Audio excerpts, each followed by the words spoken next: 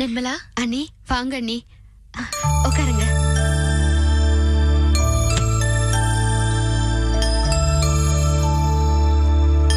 உட்கார் நிர்மலா. எப்படி இருக்க? ஏதோ இருக்க. ஏம்மா ரொம்ப வெறுப்பா இருக்கு அண்ணி. ஏன் அப்படிலாம் சொல்ற நிர்மலா?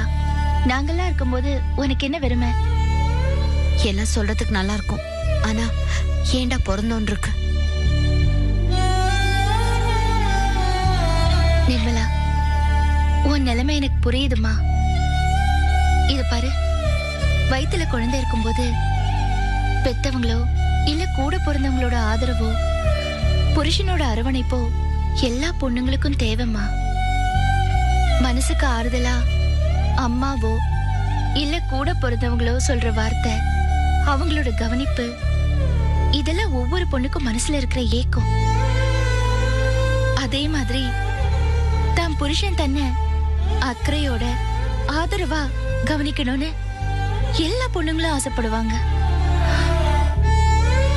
அத நான் அனுபவிச்சிருக்கேம்மா. அந்த இழப்பு இப்பவும் என் மனசுல இருக்கு.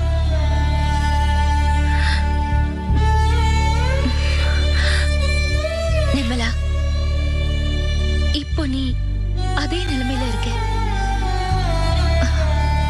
இது பாரு, உங்க அண்ணன் பாராமுகமா இருக்காரு. உங்க அம்மாவால உன்னை அடிக்கடி வந்து பாத்துக்க முடியல.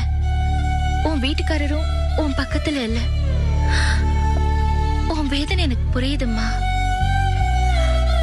ஆமா அண்ணி, அத நினைச்சாதான் மனசு கடந்து துடிக்குது. இது பாரு, நீ கவலையே படாத. இனிமே தினமும் நான் இங்க வருவேன். வந்து உன்னை பார்த்து உன்கிட்ட பேசிட்டு தான் போவேன்.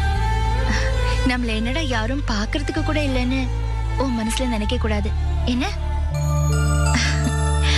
இந்தா, உனக்கு பிடிச்ச ஸ்வீட்டும் பூவும் எடுத்துட்டு வந்திருக்கேன். தேங்க்ஸ் அண்ணி. எதுக்கு தேங்க்ஸ் எல்லாம்?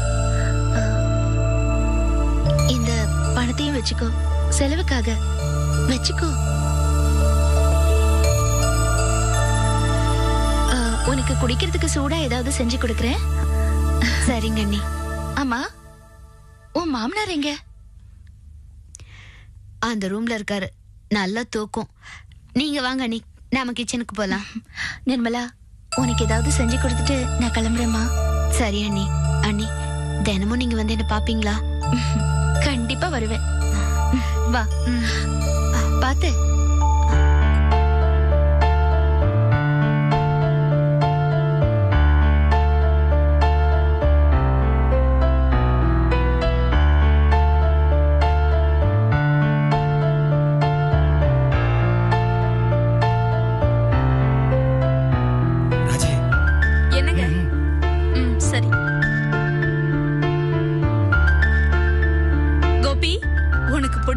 சுட சுட ரெடி. இந்த சாப்பிடு. விஜய், உனக்கும் சேர்த்து தான் பண்ணிருக்கேன், வந்து சாப்பிடு. என்ன சொன்னீங்க? அடை சுட்டிருக்கேன், வந்து சாப்பிடுன்னு சொன்னேன். எனக்கு பசிக்கல, வேணும்னா சாப்பிடுறேன். சரி, இங்கே வச்சுட்டு போறேன், எடுத்து சாப்பிடு. நீங்க கொடுங்கண்ணே. ஏனே ட்ரெஸ் எல்லாம் வாங்கி கொடுத்தேனே, பாத்தீங்களா எப்படி இருக்கு? ரொம்ப நல்லா இருந்தது கோபி. சும்மா சொல்லக்கூடாது, உன் செலக்ஷன் சூப்பர். சாப்பிடு.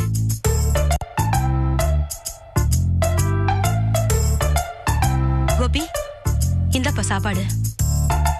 என்னக்கா, இப்பதான் அண்ணி கொண்டு அடை கொடுத்துட்டு போறாங்க, நீங்க வந்து சாப்பாடு கொடுக்குறீங்க. ரெண்டையும் எப்படி ஒரே நேரத்துல சாப்பிடுறது? இது மத்தியான சாப்பாடுப்பா. மத்தியான சாப்பாட்டுக்கா? ஏக்கா சிரமப்படுறீங்க? நான் போய் வெளியில சாப்பிடுவேன்ல. ஏண்டா, வீட்டு சாப்பாடு இருக்கும்போது எதுக்கு வெளியில சாப்பிடணும்? கோபி, உனக்கு பிடிச்ச சாம்பார் சாதமும் உருளைக்கிழங்கு பொரியலும் கூட வச்சிருக்க. அப்புறம் மணக்க மணக்க இருக்கணும்னு சாம்பார் சாதத்துல நெய் ஊத்திருக்கப்பா. என்னது, சாம்பார் சாதத்துல நெய் விட்டுருக்கீங்களா? எனக்கு அது பிடிக்காதே. ஏக்கா, அதுல போய் நெய்ய விட்டுருக்கீங்களே, நாரி தொலையாதா? ஏண்டா, அதுல நெய் தானே விட்டுருக்க, வேற எதுவும் விட்டுருக்க நாரத்துக்கு? இல்லக்கா, இத பேக்ல வச்சோன்னு வச்சுக்க. பேக்ல ஃபைல்ஸ் இருக்கு, சாம்பிள்ஸ் இருக்கு. இதெல்லாம் அதுல பட்டுச்சுன்னு வச்சுக்க, வெளில எடுக்கும்போது ஸ்மெல் வராதா? அதுதான் சொல்றேன். கொஞ்சம் தனி கவர்ல வச்சு தரப்பா. தனியா எடுத்துட்டு போயிடு. போகும்போது மறக்காம எடுத்துட்டு போயிடு.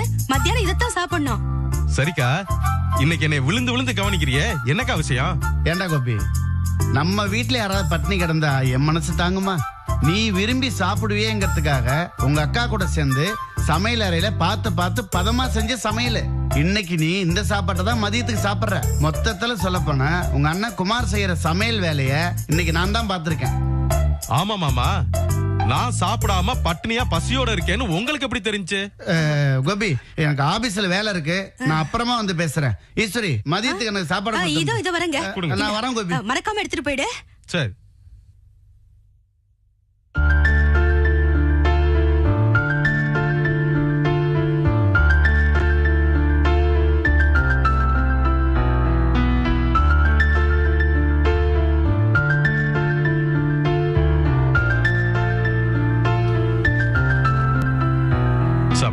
எனக்கு வேண்டாம். என்ன பட்டினியாவே இருக்க போறியா? ஏன் விஜய் இப்படி பைத்தியக்காரத்தனமா பண்ணிட்டு இருக்க?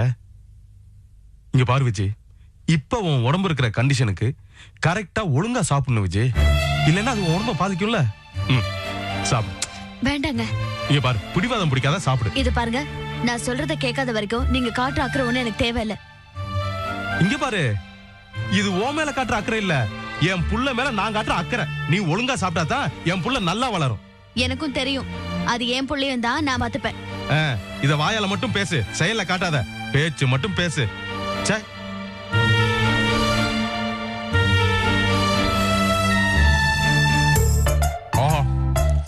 அட பிரமாதமா இருக்கு. என்ன டேஸ்ட்! சும்மா முருகலாம் மொறு மொறு மொறுன்னு. அண்ணி என்னைக்கும் நான் சமைச்சா கூட சூப்பர். ஆர்டர் நல்லா இருக்குல்ல, அத வாயில வச்சு அடைங்க. அதை விட்டுட்டு ஏன் பேசிட்டு இருக்கீங்க? ருசியா இருக்குல்ல, அதான் சொல்லிட்டு இருக்கேன். இது என்ன இருக்கு?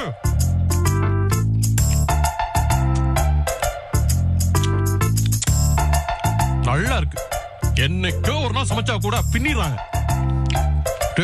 டேஸ்ட் பின்றாங்க. சாப்பிட்டுட்டே இருக்கலாம் போல இருக்கு. கொஞ்சம் பொறுமையா தான் சாப்பிடுங்களேன். பசிக்குது சாப்பிடுறேன், இதனால உனக்கு பசிதான் சாப்பிடு.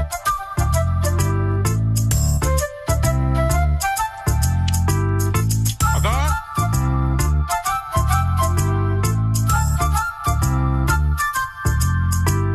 என்னப்பா கூப்பிட்டியா? அக்கா, இது சாப்பிட மாட்டேங்குதுக்கா. நான் கார்மெண்ட்ஸ் போன பின்னாடி எப்படியா சாப்பிடுவீங்க? அதானே, நான் பாத்துக்கிறேன், நீ சாப்பிடுப்பா. சரி.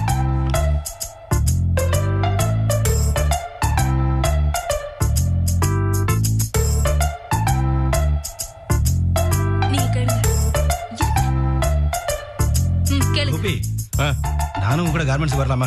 பிரச்சனை ஒண்ணு இல்லையே, வரலாமா?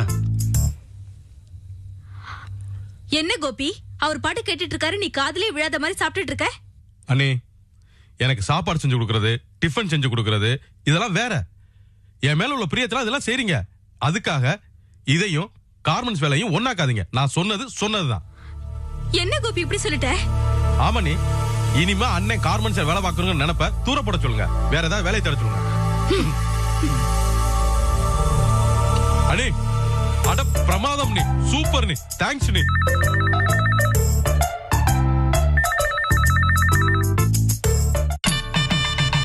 Hello, Kumar here.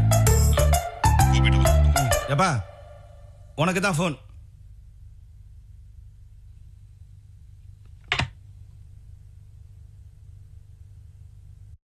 Hello. Hello Gopi, நான் பாஸ் பேசுறேன். அண்ணே சொல்லுங்கண்ணே. என்னத்த சொல்றது, அதான் ஒருத்தர் பார்த்து ஒருத்தர் பேச முடிய அளவுக்கு பண்ணிட்டாலே. அண்ணே அதெல்லாம் விடுங்கண்ணே.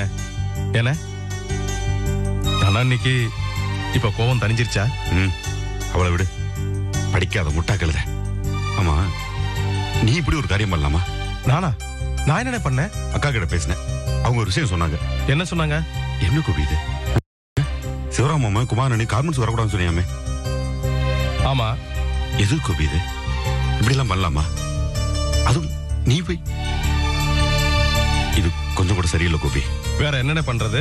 கோபி, இந்த பிரச்சனை எல்லாம் நாளாவட்டத்துல சரியா போற பிரச்சனை.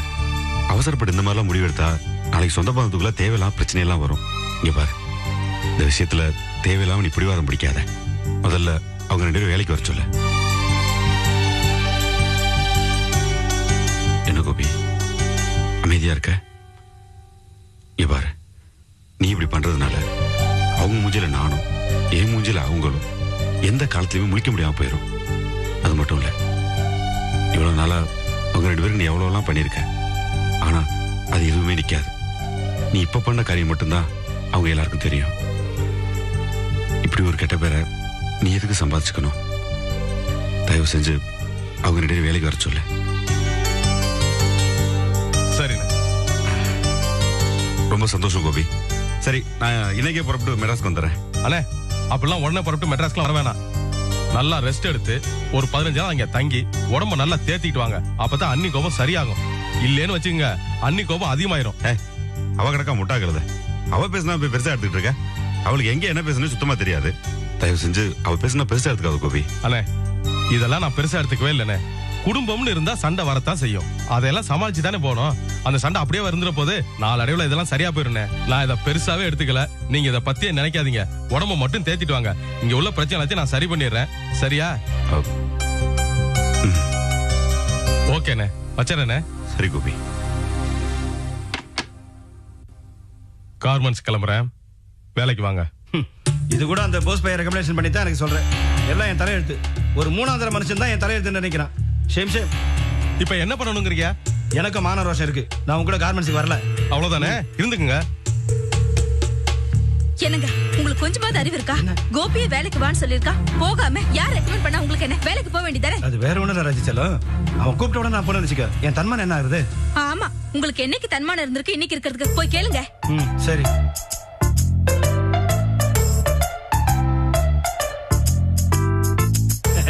என்ன கோபி, நான் வாக்கியத்தை முடிக்கிறதுக்குள்ள டென்ஷன் இங்க வந்துட்டேன். வா கார்மெண்ட்ஸுக்கு போவோம். உங்களுக்கு தான் வெக்கம் ரோசம் இதெல்லாம் ரொம்ப ஜாஸ்தியாச்சே. அதெல்லாம் எனக்கு கிடையாது. உனக்கு இருக்குதா இல்லையா டெஸ்ட் பண்ணி பார்த்தேன். நீ தான் வர சொல்லிட்டியா? என்னது பேக் நீ தூக்குறதாவது? நீ ஓனர், நான் லேபர். என்கிட்ட கூட நான் தூக்கிட்டு வரேன். கிளம்புறேன். போலாமா? என்ன கோபி, டிஃபனை சாப்பிடாம அப்படியே வச்சுட்ட? போது, நீ இதுக்கு மேல சாப்பிட்டோன்னா ஆபீஸ்ல வேலை பார்க்க முடியாது. போலாமா? அண்ணே, போயிட்டு வரனே. போய் தொலைங்க செல்லம்.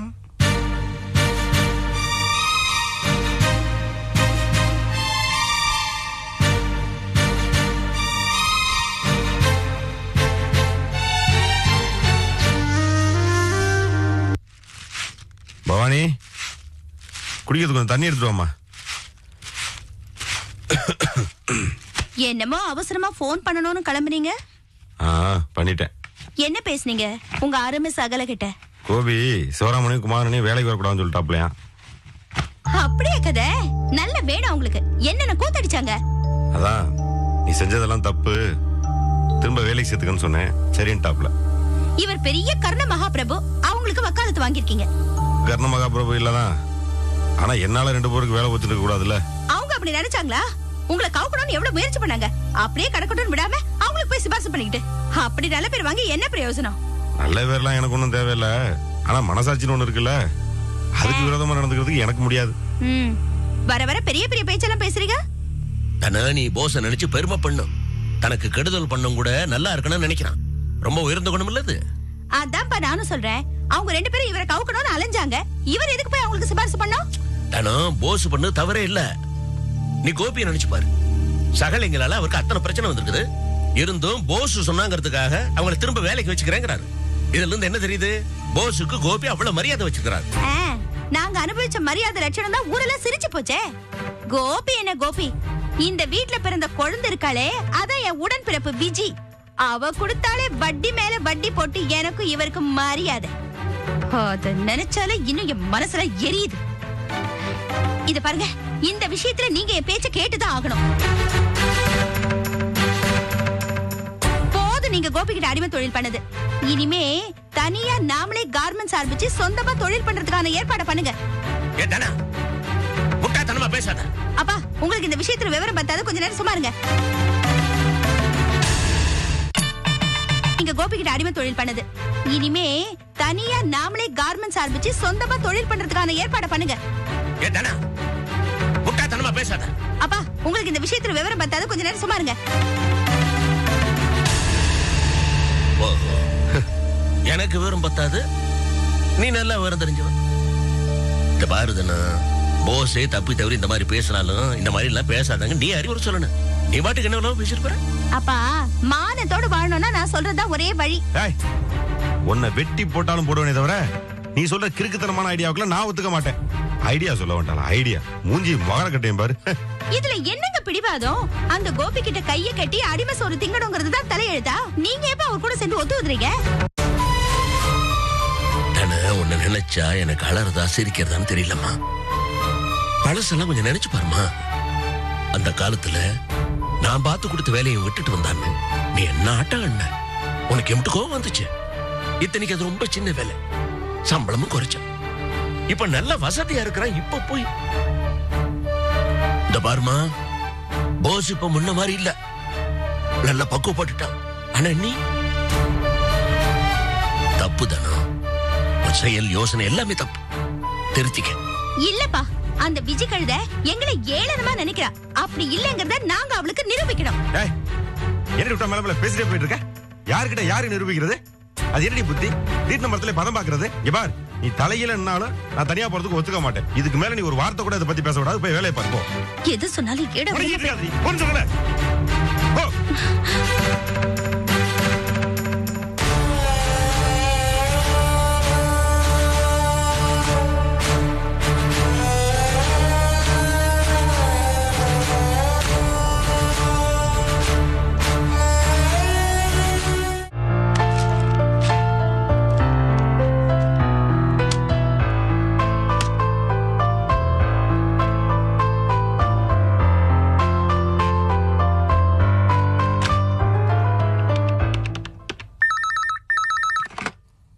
ஹலோ அக்கா, நான் கோபி பேசுறேன்க்கா. சொல்லு கோபி. விஜய் இருக்கா? உள்ள இருக்கா, கூப்பிடவா? வேணாக்கா, சாப்பிட்டுச்சா என்னன்னு தெரிஞ்சுக்கத்தான் போன் பண்ணேன்.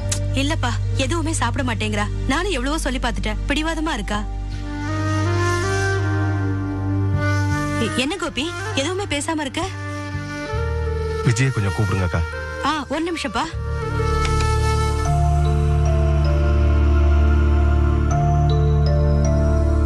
விஜய், கோபி போன் பண்ணிருக்கான், பேசணுமா?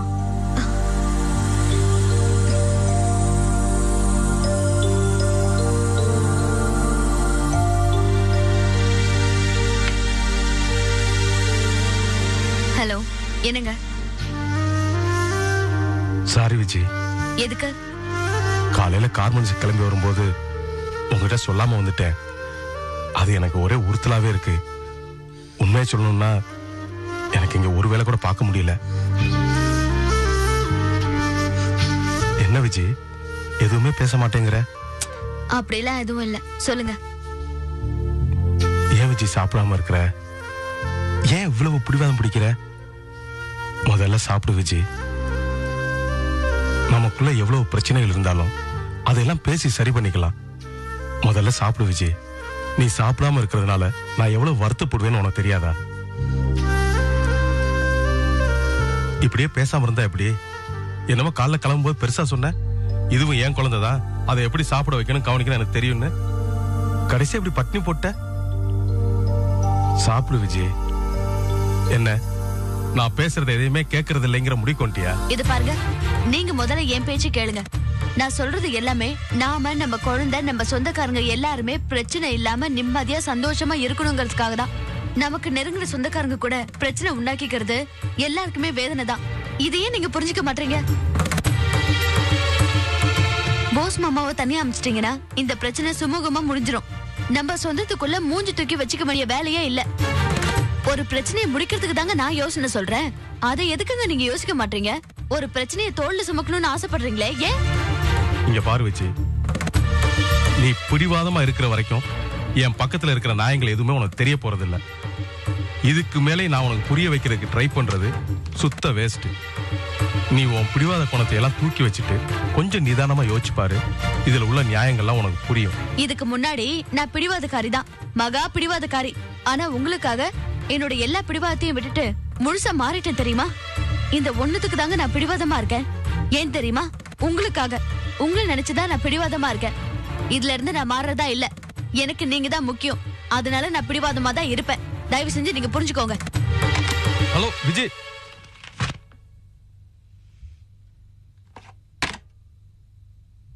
கோபி, இப்போ நம்ம கார்மெண்ட்ஸ்ல பிரச்சனை குறை ஏதாவது இருக்கா? ரொம்ப ஸ்மூத்தா அமைதியா போயிட்டு இருக்கு. போஸ் இல்லைங்கிறதுனால எந்த வேலையும் நின்று போகல. ஆனா வீட்டுல பாத்தியா அமைதியே போயிடுச்சு.